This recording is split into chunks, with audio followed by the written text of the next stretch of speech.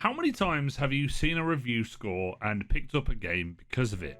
That feeling when it meets your expectations is genuinely satisfying. But what about the ones that you didn't pick up? How many times have you been excited for a game and then to see the review score drop and you feel disappointment?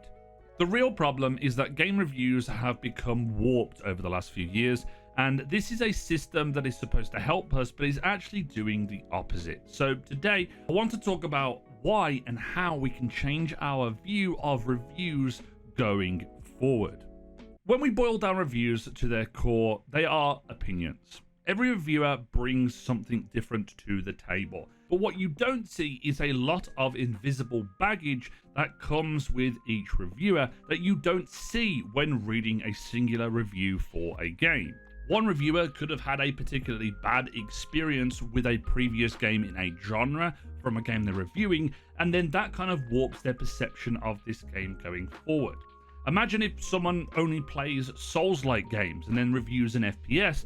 Their baseline for exploration, combat, and difficulty will be completely different to someone like myself that plays FPSs more frequently. They're not exactly being dishonest with their opinion, they are just comparing their experiences with a different yardstick. It's all about subjectivity at the end of the day. It goes further when you ask the question, why do two people play the same game and walk away with completely different experiences? Some critics called Starfield one of Bethesda's best games. Others called it bland and boring. Same game, same mechanics, completely opposite experiences. Both viewpoints are valid. Neither is wrong. They just might hold more value from person to person.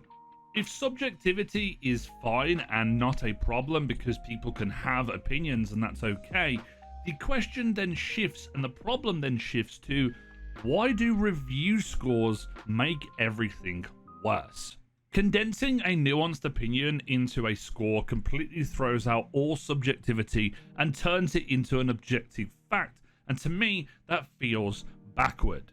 The problem I have is that these scores make absolutely no sense after you've written a 1,000-word piece on the game, all about the good and the bad points, and it condenses down to, I really enjoyed Crimson Desert and its gameplay. It was innovative and game-changing. 6 out of 10. It doesn't make sense at all.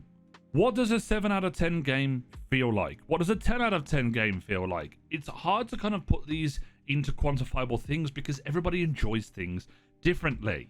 Review scores only serve one purpose, being able to give us a quick-fire look at a game and decide whether we need to buy it or not. It's easy to see an 8 out of 10 game or a 10 out of 10 game and be like, yes, that's what I'm going to buy. I have done this myself.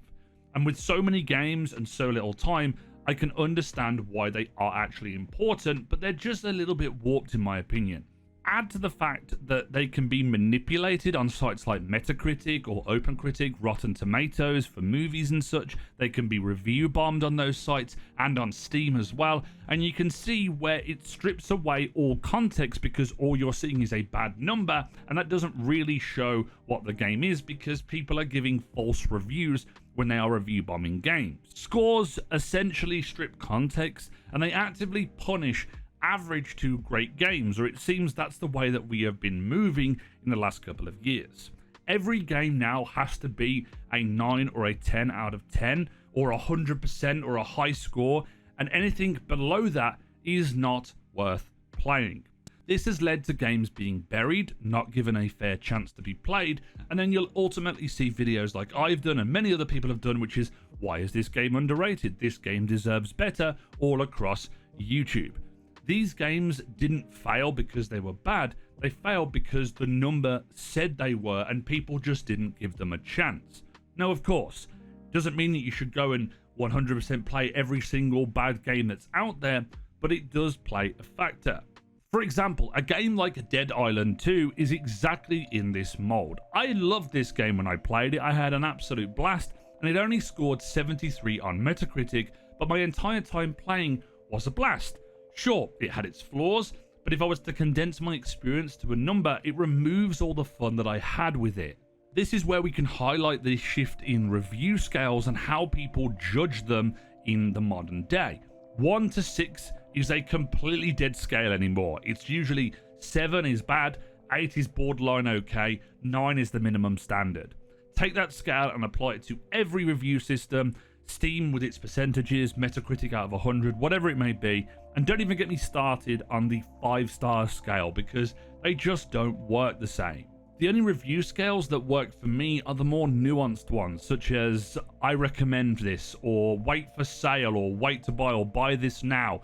There are more to unpack from those simple recommendations than a number trying to define an entire experience. And the funny thing is, if you really want a well thought out and thorough review, you're best off avoiding any pre-launch review or launch day reviews. I say this from having experience reviewing games in the past for a previous channel. Review copies will arrive either a week or a couple of weeks from launch of the game, and if you're a reviewer, you have to try and hit the embargo for a release time to get as much traction on a review as possible.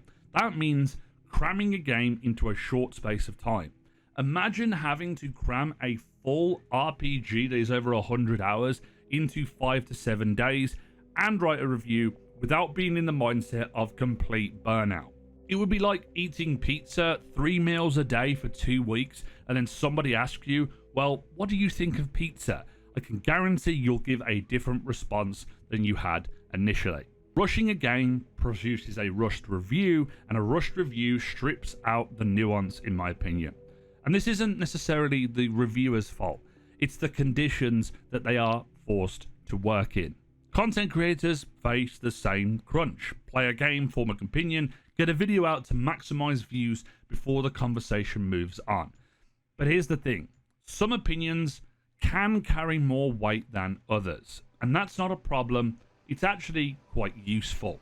You wouldn't necessarily go to a FPS creator for a review of a sci-fi RPG that they've never covered before.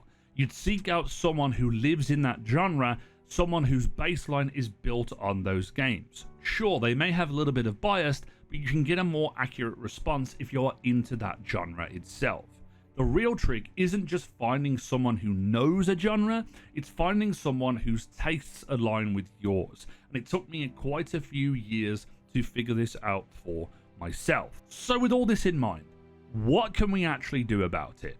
We can apply rules that help us ignore the noise around a new release and the review cycle of games to get an accurate look at how we will feel about a game. I'm not saying ignore every review. Games aren't cheap, but I use day one reviews as a temperature check, not a verdict.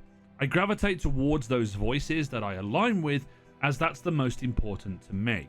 They don't break down every system or micro-analyze the game, they focus on the fun factor, which is the key part of why I play games. Once I have that temperature check, I'm able to then make an informed decision on when I want to get the game or not that is based off an opinion, not a score. I tend to gravitate away from actual scoring systems of the people that I actually follow. The second rule that I follow is it's okay not to play games at launch. Often, the reviews that you see at launch can be hampered by the launch issues or issues during the review period, or are skewed by, as I've said before, the extra time crunch that they have to put in to put a review out. Most games will patch out or improve issues of the game later down the line, so I am okay with waiting. This also means I can get games slightly cheaper too. This aligns with what I've spoken about in a previous video about how I enjoyed games in my 30s, which I think I would recommend going and watching as well. My final rule is actually how I recommend games to my friends. Whether you talk about a game and you mention what you liked or what you didn't, you don't attach a number to it. My own scale adapts depending on who I am talking to and what their own past history is on games. I'm not going to recommend a high-paced first-person shooter to someone that just likes tactical RPGs or even tactical turn-based games. My scale then just adjusts from these 5 points. We have my must-play games, my recommended, my mixed, I can't recommend, or don't play this at all. These rules that I have applied have significantly reduced the noise when I look at reviews now. I put context to the scores and form my own opinion even when I haven't played the game and whether or not I'm going to pick it up or not. even when looking back for games on my retrospectives, I actually enjoy using scores to kind of disprove them in a way, or even add to my own conversation. I used to let numbers decide what I played, and now I don't. But let me throw it back to you. What do you think of reviews? Are they pointless? Are they helpful? Let me know in the comments. And as always, this has been Jimbo, and I will see you guys next time.